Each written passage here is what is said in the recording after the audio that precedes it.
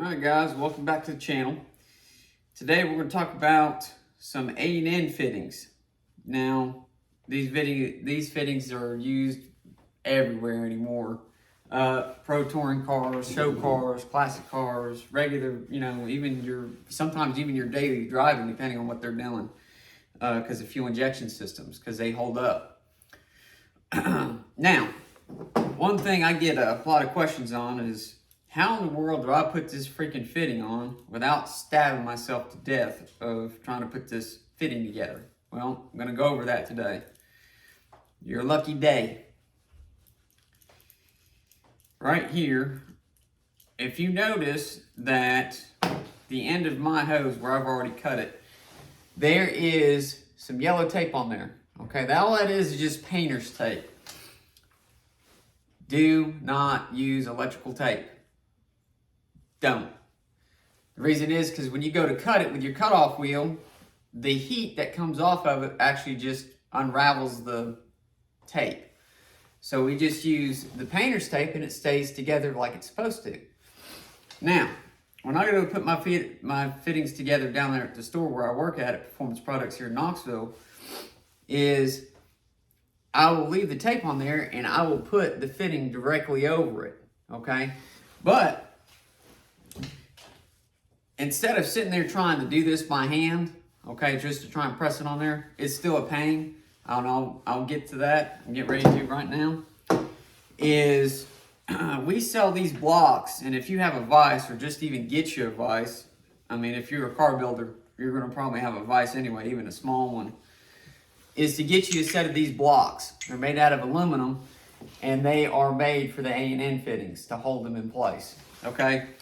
Now, when you go to car shows and you see these guys and they're like, man, how do they not scrape the crap out of those fittings trying to put them on? Right there's your trick. Okay? If you were to just put these in a vise just the way they are, guess what? You're going to scratch it up, mar it, and even indenture it. With the aluminum blocks, it's just going to hold it in place around it. Okay? So it won't scar it. It just holds it in place without moving side to side in there, scratching. Alright? And how you do that is when you first start, I want to show you this real quick, is when you put it into the vise, you're going to put your hose or your fitting, when you take it apart, and you're going to have it sitting in your vise kind of like so, where the fitting is just holding it. Okay, or where the clamps are just holding the fitting, all right, with the hose and facing towards you, where you put the hose into the fitting. Now, once you insert it, so that way you can actually get all your pressure on that by twisting and turning it, it'll go straight in without a problem that way.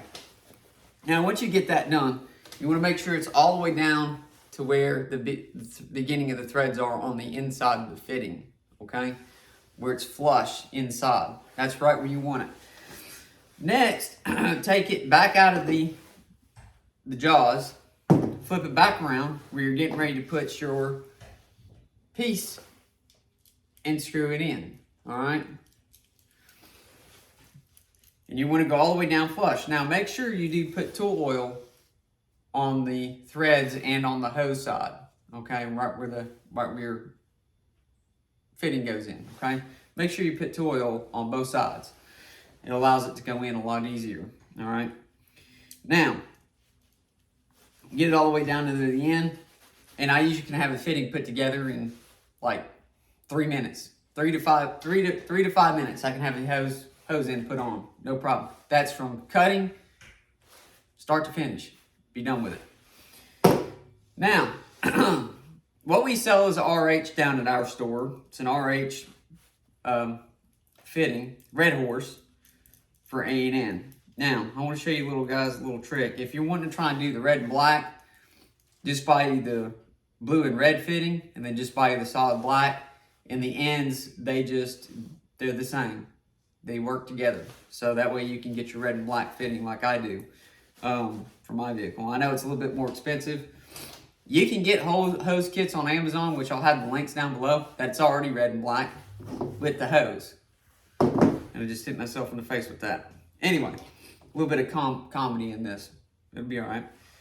Now, with wrenches, this one right here, I'm not really not too fond of, where it's completely open. I like the adjustable one, and it goes all the way around the fitting, okay? Not just on one side where this is completely open. Because it tends to slip off, all right? They just don't fit all that well, like I said, and like it doesn't even really want to fit on that fitting right there, all right? And it will fit on this side, but not on the other side. There you go, all right? But it tends to slip off sometimes. I just like the other one that's adjustable. It goes all the way around the fitting, and to me, it holds onto the fitting better when you're trying to tighten them up. Now, another question. Do I put Teflon tape on the A&N side? Answer that is no, you do not. You do not put anything on your A&N side on your fittings, okay? The only piece that you want to do Teflon tape or the liquid tape is on the pipe threaded side only, if you are doing a pipe thread conversion to an A&N, all right? Just put it on the pipe thread. I don't use the tape anymore. I use Permatex. It's a liquid pipe dope, and mine was from Napa. I'll grab it.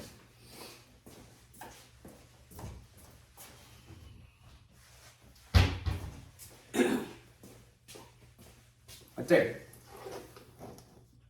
Napa Teflon tape. All right. Your part number on this is a 765-1188, and I'll have a link in the description below where you can even get it. All right. I just quit using tape because it's just more convenient just to do the liquid, and to me, I think it just works better. And I think that pretty much covers this video. I think I went through that pretty good. But anyway, that's your A&N coverage. If there's anything else you want me to cover in the link, on anything, just comment down below, and we'll get to the video and we'll make one. No big deal. On one other note, though, while I'm thinking about this, is when you get to your larger fittings like number 10 and number 12 and number 16, they have another tool out, and it's bigger, all right? They're not a wrench. It's like a T-bar handle, all right? And you can actually turn the whole, like this direction, to try and turn those fittings in. Because when you get into your bigger sizes trying to put these hose ends together, they become a pain. And you can move a whole table because of how tough they are to put on. I'm going to find that tool, and I'm going to put a link in the description in the below after I find it, and I'll put it in there so that way you guys can,